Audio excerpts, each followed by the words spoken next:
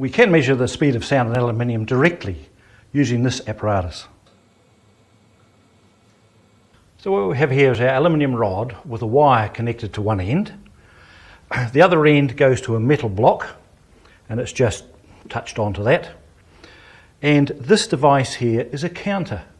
It turns on as soon as the rod hits, and it turns off when electrical contact is broken. The time taken for the contact is shown on this big screen, and it's in microseconds. So here we go. When the aluminium rod hits the steel block, the bottom layers of the aluminium atoms are compressed upwards. They're now too close to the atoms above them, and so they push upwards against their neighbours. And this pulse travels along this rod. Now it gets to the top, and that top layer of aluminium atoms just has air above it, very light, and so these atoms fly up. And they go too far from their equilibrium position, so they drag up the next layer of atoms. And that drags up the next layer. And so this pulse now goes back down here. And when it reaches the steel again, the bottom layer of aluminium atoms jump up. And so this bar is in electrical contact all the time it takes when it first hits for the sound pulse to go up to the top, down again, and then it jumps. And that's what we were measuring. About 400 microseconds to travel 2 metres. That's 200 microseconds to travel a metre. That's 5 kilometres a second, roughly, for the sound in aluminium. The alloying makes some differences to the speed of sound, so it does vary a little bit from material to material.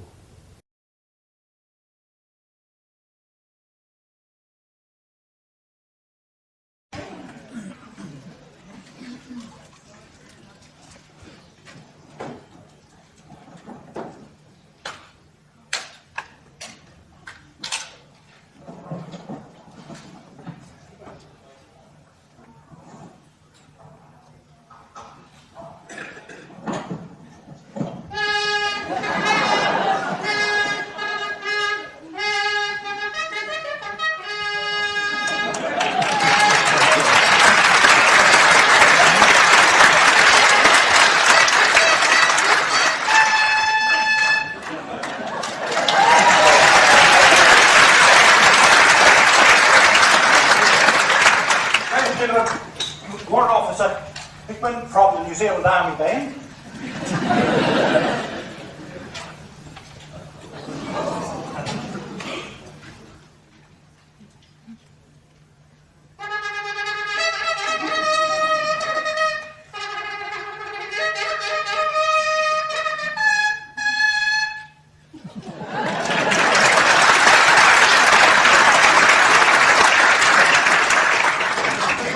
Rifle is not really an effective musical instrument, mostly because of the length of the barrel.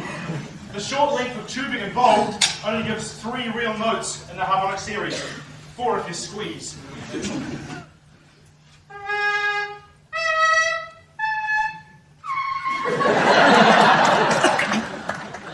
However, if you double the tubing, it gives you a whole bunch of notes to play with.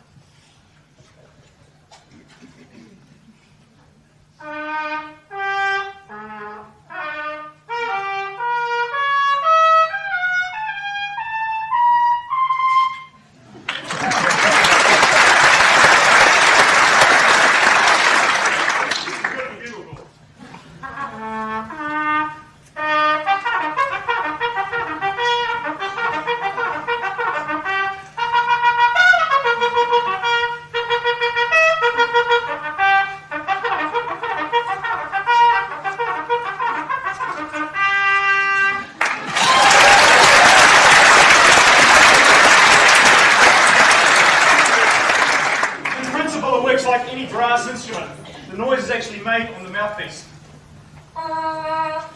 So as long as you can get a buzz on the mouthpiece, you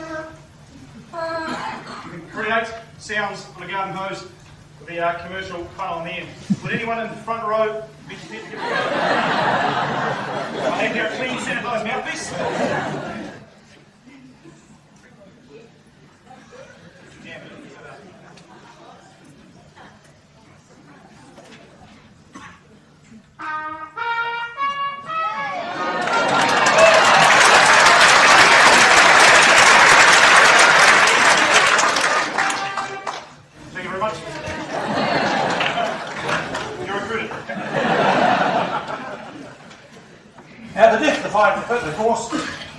blowing that rifle with a round up the spout. What amazed me was the number of people in the audience who volunteered to blow the hosepipe. It just goes to show that in your science department there may be a teacher with a brass band or woodwind instrument background. Failing that, you may have a music teacher who could teach you how to blow a simple tune on the hosepipe yourself. If you're covering resonance, a good way to do this is with an aluminium bar, 1 metre long, 1 centimetre diameter. It's dirt cheap, only costs $1 or $2. Get your machine shop just to machine off the end so they're reasonably flat. Now, hold it in the middle and just stroke it.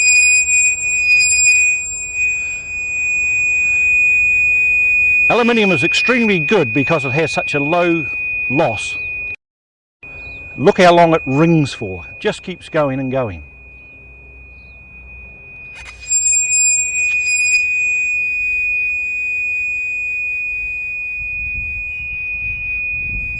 There are 2 tricks that help this. One is have on your fingers some rosin.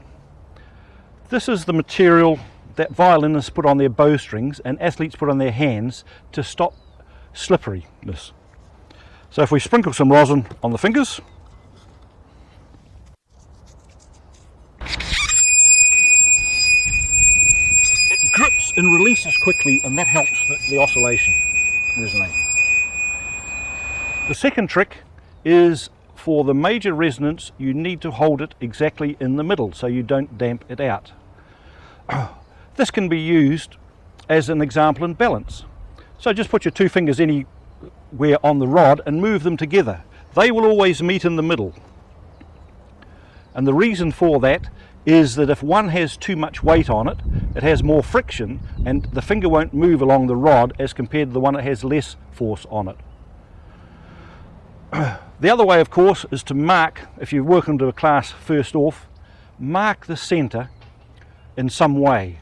A small lathe groove, some knurling, a few spots, or even just a marker pen spot so you can pick it up in the right place at the right time. The wave in aluminium is running up and down the rod at 5,000 metres every second. That's extremely fast for a material. That means this rod, which is a standing wave, the 2 ends are free to move and the centre is held. We then have a resonant frequency of 2.5 kilohertz, and that's the frequency which one hears.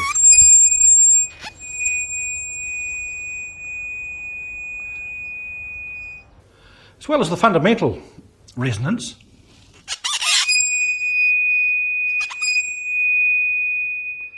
it's a nice little project for your students to ask them where else could they hold this and get a resonance.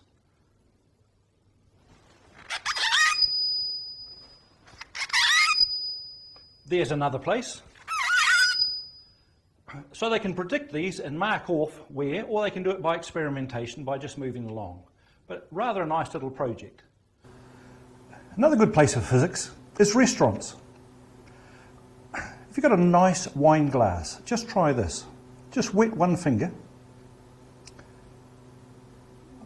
and rub it round the rim. Now it takes a little bit of practice just to get the right speed and touch. But you can set that wine glass resonating very nicely. A great example of resonance. And people even use these to play musical instruments.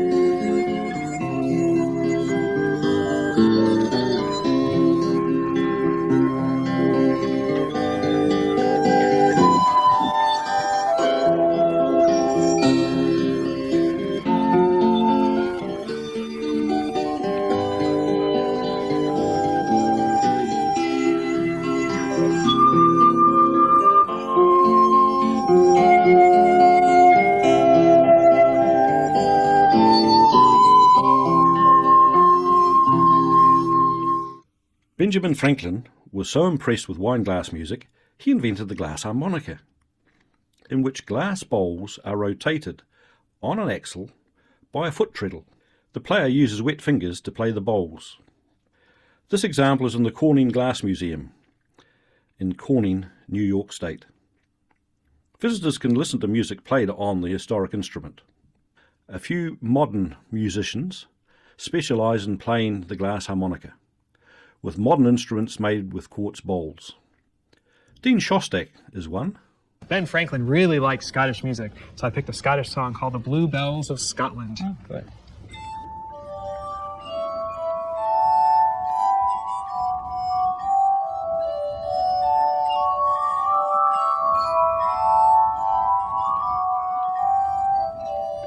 I cannot break copyright, so I highly recommend you purchase his CD DVD set.